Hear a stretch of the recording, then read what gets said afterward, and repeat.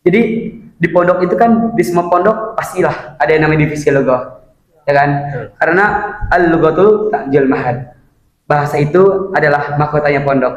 Di sini tuh di Mahat Asalam ini tadinya tuh saya tidak mau melanjutkan kan. Saya ingin gimana nih? Saya mendingan merojaah apa lanjut jada dulu gitu kan. Bun, ya, kakak minta ridhonya. Kakak pengen ngasih mahkota buat bunda sama ayah. Bismillahirrahmanirrahim. Assalamualaikum warahmatullahi wabarakatuh. Waalaikumsalam warahmatullahi wabarakatuh. Halo guys, selamat datang di Ngobras, Ngobrol Asalam.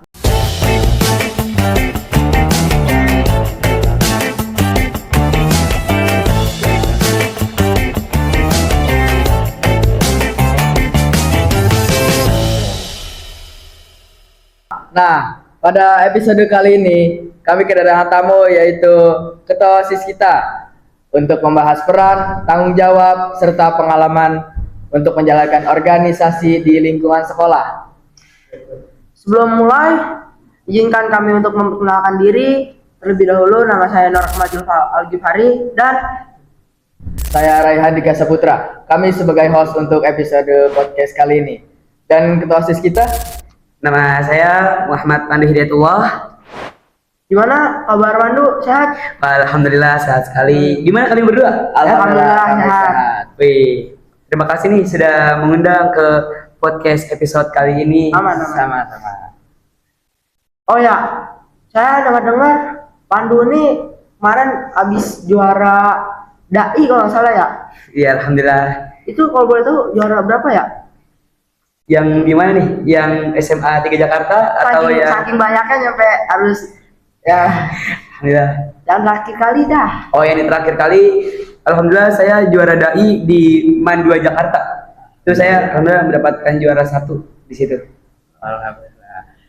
Kalau boleh tahu, apa sih tipsnya untuk bisa menjadi dai muda seperti Pandu?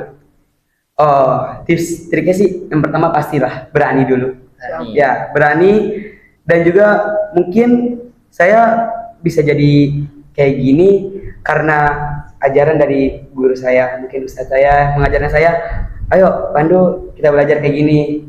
Jadi diawali oleh public speaking, sering ngobrol aja sih, kata saya mah sering ngobrol, sama perbanyak lah nonton ceramah-ceramah gitu.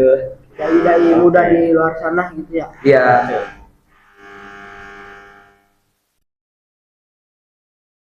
Sabar bang, itu nggak apa-apa.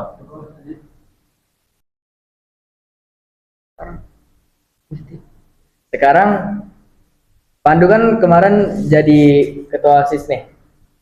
Ya, Ketua OSIS itu mengapa Pandu ingin menjadi ketua OSIS? ya, saya sendiri sih bukan pengen ya, tapi kan saya dipilih sama teman-teman, sama ustadz-ustadz saya dipilih, dipercayai lah untuk memimpin suatu organisasi aksi OSIS ini. Jadi ya kita pemilihan sih, bukan saya Angket pengen berarti, sendiri. angket. Iya betul, Pemilih angket. angket. Bisa. Itu ada gak tips atau biar kita bisa jadi ketua OSIS atau triknya lah? Tips dan trik dari saya sih, pertama ya kalian mudah sih. Kalau tips dari saya sendiri, saya lebih banyak sosialisasinya dengan teman-teman.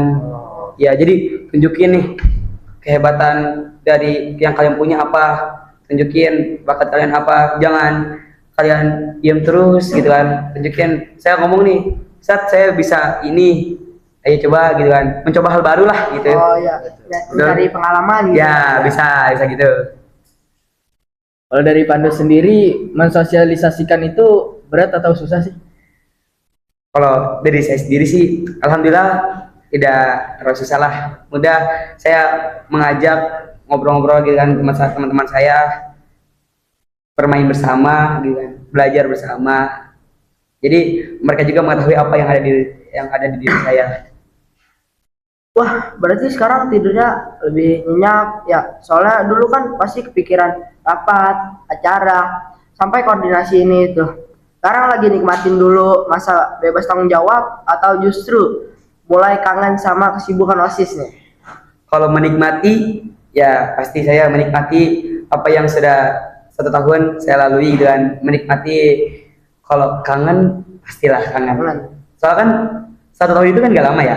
Betul. Kayak, wah apa yang kita udah lalui ini 1 tahun, susah lah untuk kita lupakan kebersamaannya kan, keluarganya. Ya gitulah. Jadi tidak mudah sih menurut saya untuk melupakan itu.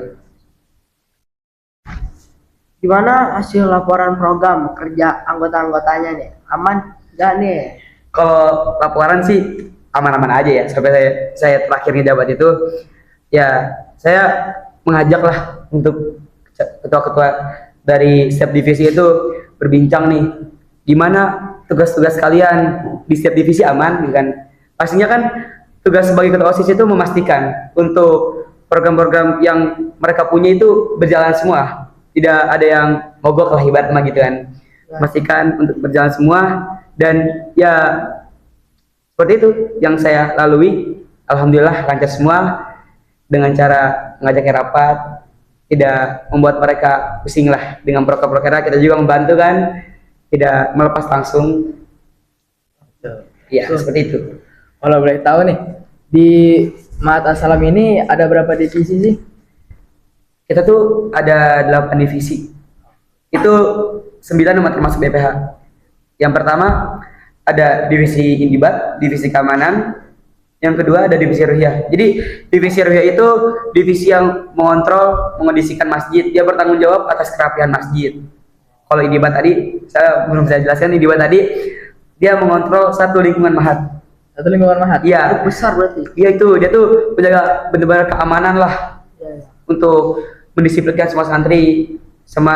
Jadi santri itu agar bisa disiplin, ya tergantung indibatnya kan. Itu 2. Yang ketiga kita ada divisi Ilam. Divisi Ilam tuh divisi informasi dan teknologi. Jadi apa-apa tentang informasi, tentang teknologi ini urusannya sama divisi Ilam. Kelas. Ya, jadi kayak dokumentasi lah, mereka juga ada. Terus ada divisi Lugoh.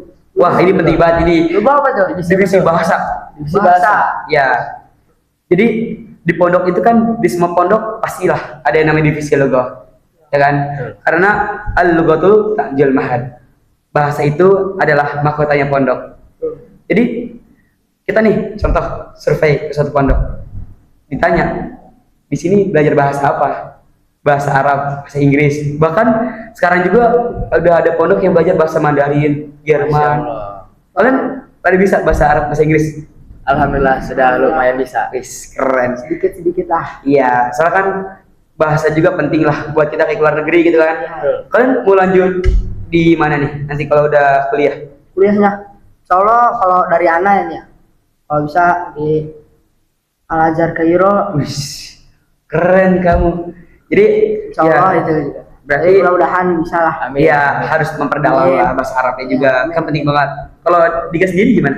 Kalau saya sendiri ingin masuk seperti Akmal. Ke Azhar juga. Berarti ingin memperdalam lah ilmu agamanya Iya. gitu kan. Ya seperti bacaan Al-Quran, Bahasa Arabnya juga. ya tajwid, Masya tahsinnya. Allah. Ya, terus tadi baru 4 ya? Iya, baru Divisi 4. Lugoh. Terus ada divisi KLD. KLD itu yang bertanggung jawab atas semua pembagian makanan. Jadi divisi KLD ini membantu budaya lah istilahnya untuk tentang konsumsi jika ada kegiatan. Nah seperti itulah. Terus ada divisi tarbiyah. Divisi Jadi tarbiyah. ya divisi tarbiyah itu seperti tentang sekolahan lah ibaratnya gitu, mengurus tentang seragam, ya kajian-kajian. Jajan kitab itu. Ya di sini tuh di Mahat Assalam ini kita belajar di setiap hari Sabtu dan Minggu, ada belajar kajian taklim Oke. tentang ilmu, ya kan? Terus halak adab dan tentang hadis. Hadis. Berarti itu misal kita taklim hadis itu biasanya di hari apa? Dari Sabtu dan Minggu, tempatnya di masjid, gitu kan? Masjid. Ya nanti ada ustadz yang mengajarkan, Membimbing gitu. yang membimbingnya. Jadi kita mempelajari hadis-hadis lah ya. Ya betul. Terus ada divisi Riyadoh.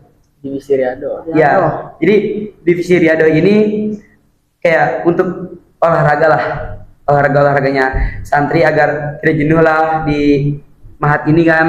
Jadi tapi setahu saya hari Minggu pagi itu biasanya ada kegiatan senam dan jogging yang paling ditunggu-tunggu nih sama santri-santri. Jogging kan kayak jalan-jalan gitu kan. Jalan-jalan. Nah, ya, Baru lah. ya. Dan juga kayak mengontrol lah lapangan gitu kan. Jangan sampai ada yang rusak. Jadi kayak bola nih. Bola udah rusak, koordinasinya mah bagian di adonya ini. Betul. Ya. Dan terakhir ada divisi K3. Ini tuh kebersihan. Nah, betul. Ada divisi kebersihan.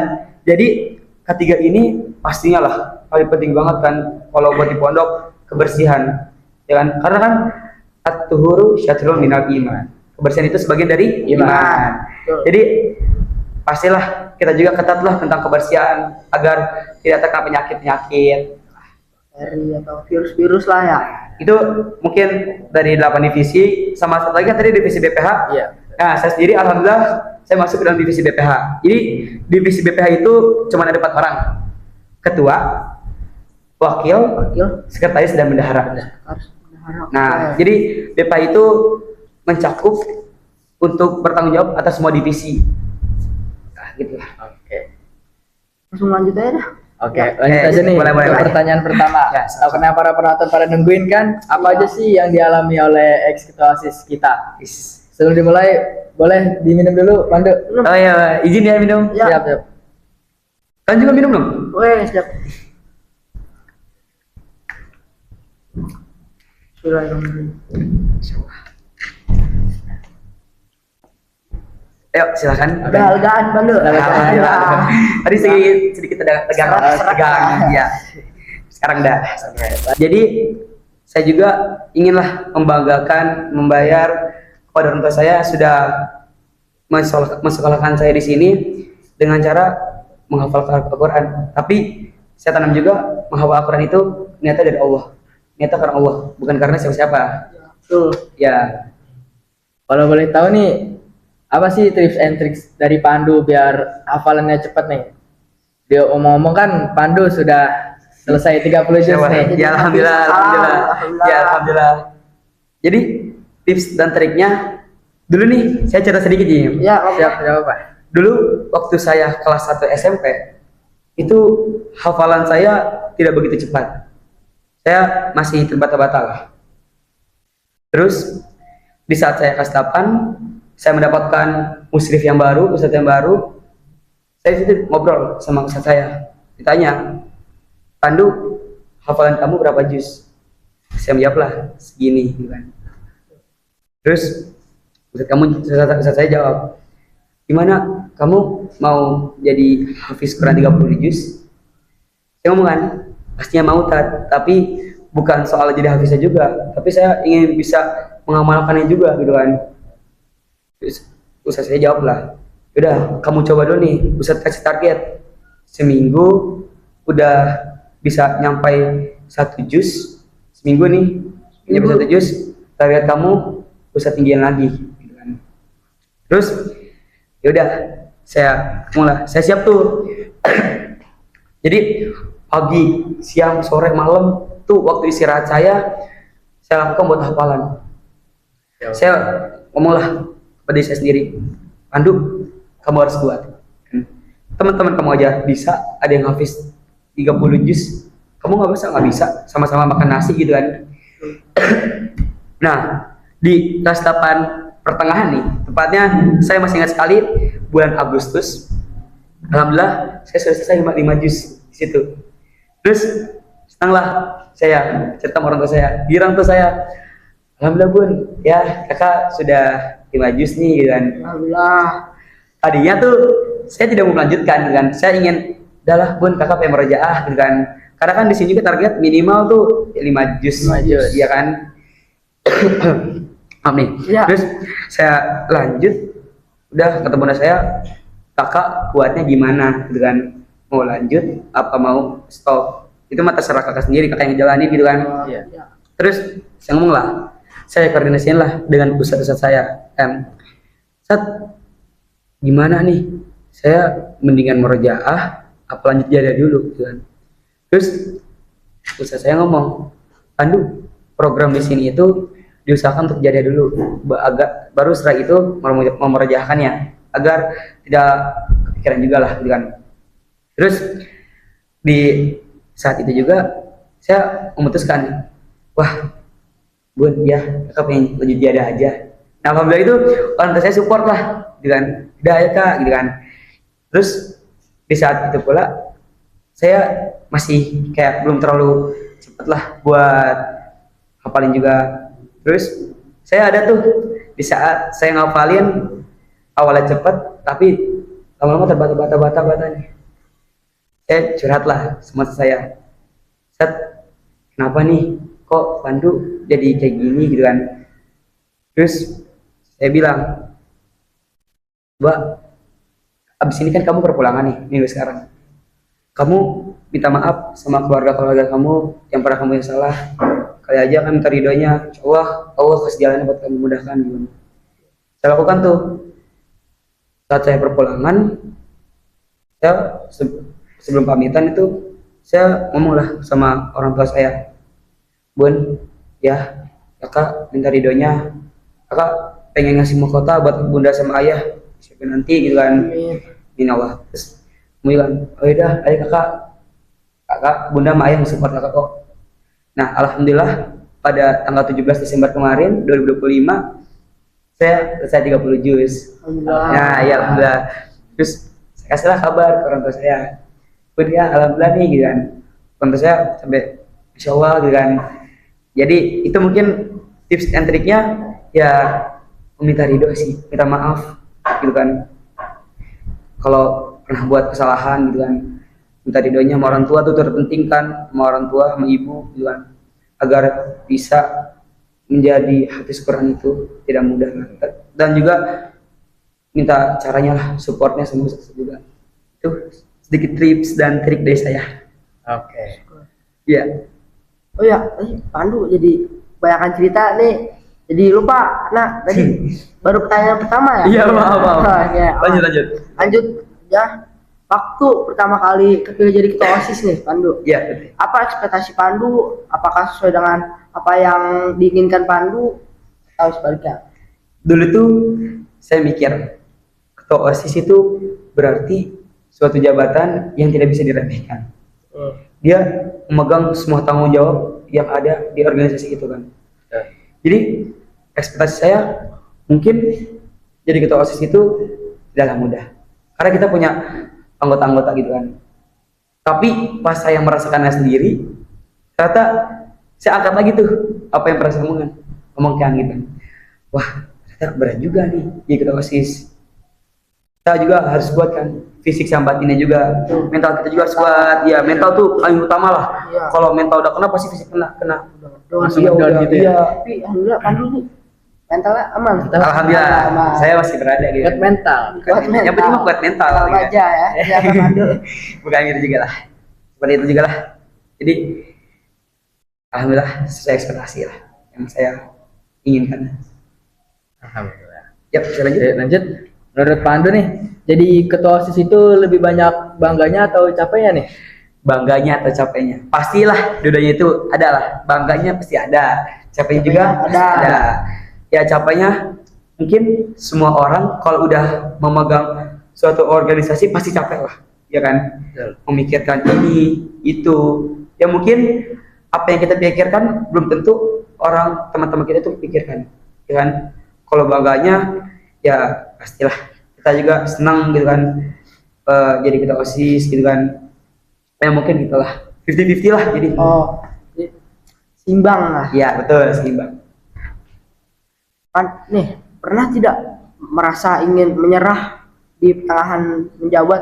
Jika ya, kenapa dan jelaskan? Apa nih pertanyaannya? Menyerah di pertengahan jalan. Ya, menyerah di pertengahan jalan menjabat. Pernah dulu saya merasa, wah, saya cerita tuh sama orang saya, Bun ya, kakak kayak nggak kuat gitu kan, nggak kuat nih jalanin ini. Terus orang tua saya ngomong, Kak, inilah gambaran nanti buat di masa depan. Betul. Kalau kakak baru titik ini aja udah nyerah, apalagi nanti mimpin. Oh kita sebagai laki-laki memimpin sebuah keluarga kan, harus jadi imam yang baik. Ya Jadi dulu saya ingin menyerah, orang tua saya ngasih motivasi lah. Terus saya ceritalah ke teman saya tuh, kayaknya aku nggak kuat gitu kan, nggak kuat nih mimpin organisasi yang menurut aku sangat besar di ruang lingkup pesantren ini gitu kan. Terus ngomonglah teman aku ini, yuk kita udah milih kamu, kita udah mempercayakan kepada kamu. Saya Iya, kita tuh milih pemimpin bukan hanya sekedar untuk bisa dipimpin gitu kan. Jadi kita juga memilih pemimpin agar bisa untuk memberikan arahan kepada kita, agar kita tidak, agar kita bisa lah jadi lebih baik lagi gitu kan. Apalagi kamu sebagai ketua itu menjadi suatu harapan lah buat kita juga gitu kan. Apakah bisa nih kamu memimpin organisasi yang angkatan sebelumnya sudah dibangun jadi lebih baik lagi gitu kan. Jadi pentingnya motivasi dari teman itu ya itulah yang membuat saya berada di titik yang alhamdulillah. Alhamdulillah. Ya, Menurut Pandu, ada nggak sih hal kecil yang menurut Pandu itu sepele tapi ternyata membuat Pandu berarti banget? nah ini seru nih ya. wow. Ada ketika saya membantu setiap divisi, saya langsung turun langsung ke lapangan, saya bantu. Ya, saya akhirnya kayak cuman sekedar membantu doang kan tuh hal yang sepele lah gitu kan. Terus saya merasakan di situ tuh hal yang menurut saya bukan sepele lah gitu kan. Kayak akhirnya saya merasakan apanya itu kebersamaan, kerjasama penting banget tuh kalau udah langsung buat ngurusin sesuatu itu. Solidaritasan. Nah betul. Terus saya pastinya kan kalau kita pesantren itu kita jauh dari keluarga. Betul. Nah yang saya rasakan itu langsung kayak terdapat gitu kan. Saya turun langsung, saya merasakan wah keluarga saya ini. Saya merasakan jadi kayak merasa keluarga saya itu ada di sini, gitu kan. Bayangkan. Ya jadi bisa wah ngerasa saling bisa support lah satu sama lain gitu kan. Oh, iya. Ya jadi itulah hal sepelenya. Oke. Ya lagi. Hal kecil apa yang terlihat sepele tapi nyatanya berarti banget? Maaf. Salah. Siapa sosok yang paling membantu Pandu selama menjabat sebagai ketua OSIS? Yang paling membantu? Paling bantu banget. Pastinya kan teman karena kita langsung di pesantren itu kita langsung bergabung dengan teman-teman pusat yang paling terpenting keluarga yang selalu mensupport pada diri saya sendiri lah berakan mensupport gitu kan. Jadi mungkin kalau tanpa teman-teman saya pusat-pusat saya, tanpa keluarga saya yang tidak memberi support, saya tidak mungkin lah berada pada titik kali ini gitu.